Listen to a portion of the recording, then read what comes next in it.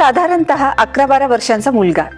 चित्रकलेचा तास सुरू झाला आणि टीचरने जेव्हा एका छानशा गुलाबाचं चित्र काढायला सांगितलं तेव्हा त्याला ते खूपच आवडलं.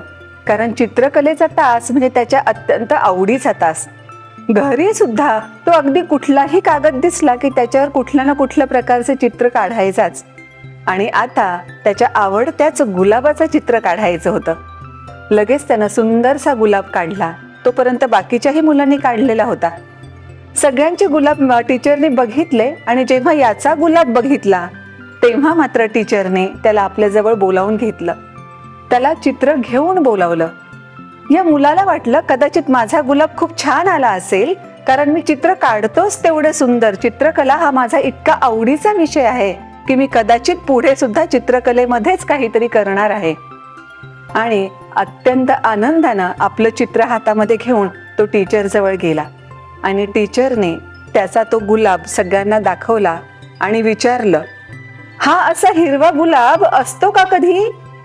आणि सगळे मुलं जोरात म्हणाले, नाही. आणि मग टीचरनी ह्या मुलाला विचारलं, हिरवा गुलाब तू पाहिलास कधी? तो म्हणाला, मी नाही पाहिला, पण मला असा छानसा हिरवा गुलाब काढावासा वाटला. आणि टीचरने सांगितले, हिरवा गुलाब नसतोच कधी, त्याच्यामुळे तुला आता पनिशमेंट आहे.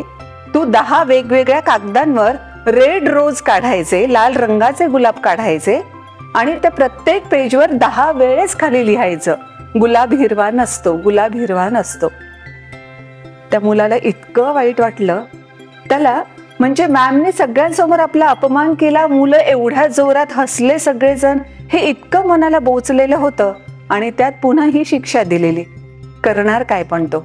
त्याने 10 वेगवेगळ्या कागदांवर रेड रोजेस काढले आणि प्रत्येक कागदाच्या खाली तो लिहितही होता, गुलाब कधीच हिरवा नसतो, गुलाब हिरवा नसतो.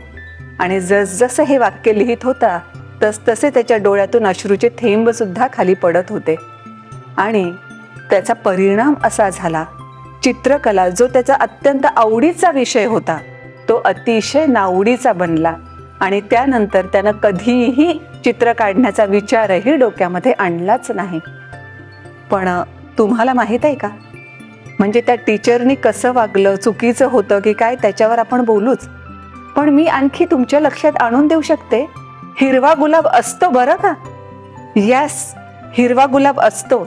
आणि 1743 पासून या हिरव्या गुलाबाची पैदास केली जाते. आता या हिरव्या गुलाबाचं जीवशास्त्रीय नाव काय हे तुम्ही मला खाली कमेंट बॉक्स मध्ये लिहून कळवायचं आहे. सांगण्याचा मुद्दा असा, टीचरच्या त्या वागण्यामुळे या छोट्या मुलाचा एवढा त्याला अपमानास्पद वागणूक मिळाल्यासारखं सतत वाटत होतं की आवडीचा विषय सुद्धा त्याचा नावडीचा झाला.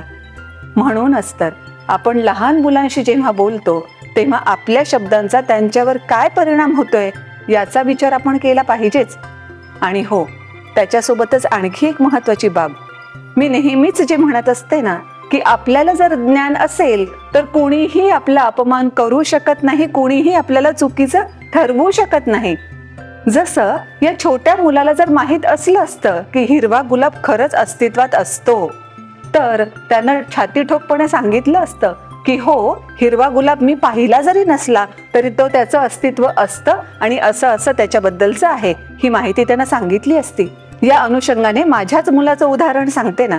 तो शाळेमध्ये असताना जेव्हा टीचरने विचारलं होतं की तुम्हाला माहीत असणाऱ्या कार्सचे नावं सांगा, आणि माझ्या मुलानं लगेच सगळ्यात पहिल्यांदा सांगितलं होतं होंडा अमेज. आणि मॅम लगेच एवढ्या जोरात हसल्या, अमेज हे असं कारचं नाव कधी असतं का, चुकीचं काही पण सांगू नकोस. आणि मॅमनीच तसं म्हटल्यामुळे बाकीचे सगळे मुलं सुद्धा जोरदार हसायला लागले होते.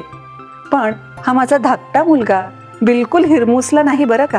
उलट त्यानं घरी आल्यावर हे सगळं आम्हाला सांगितलं. आणि हा सगळा प्रसंग सांगत असताना पुढे तो म्हणाला, मॅम आमच्या एवढ्या मोठ्या झाल्यात पण त्यांना माहीत सुद्धा नाही की होंडा अमेज नावाची कार असते म्हणून. आणि होंडा अमेज ही कार असते हे त्याला का माहीत होतं? कारण त्याच्या आदल्याच महिन्यामध्ये आम्ही ही कार घेतलेली होती, त्याच्यामुळे त्याला नाव व्यवस्थित लक्षात होतं सुद्धा. म्हणजे जे मी म्हणाले ना की आपल्याला जर व्यवस्थित नॉलेज असेल तर कोणीही आपल्याला चुकीचं ठरवू शकत नाही. पण बिचाऱ्या त्या लहानग्या मुलाला तेव्हा त्या हिरव्या गुलाबाबद्दल माहीत नव्हतं कदाचित, म्हणून तो असा हिरमुसला की एवढ्या आवडीचा विषय त्याच्या नावडीचा झाला. म्हणूनच जे मी मध्यंतरी म्हणाले ना की छोट्या मुलांवर आपल्या शब्दांचा काय परिणाम होतो हे लक्षात घेऊनच मोठ्या माणसाने त्यांच्याशी वागलं पाहिजे. तुम्हाला काय वाटतं? आणि हो, ते खाली नाव मला कळवायचं आहे बरं का. हिरव्या गुलाबाचं जीवशास्त्रीय नाव काय आहे? थँक्यू.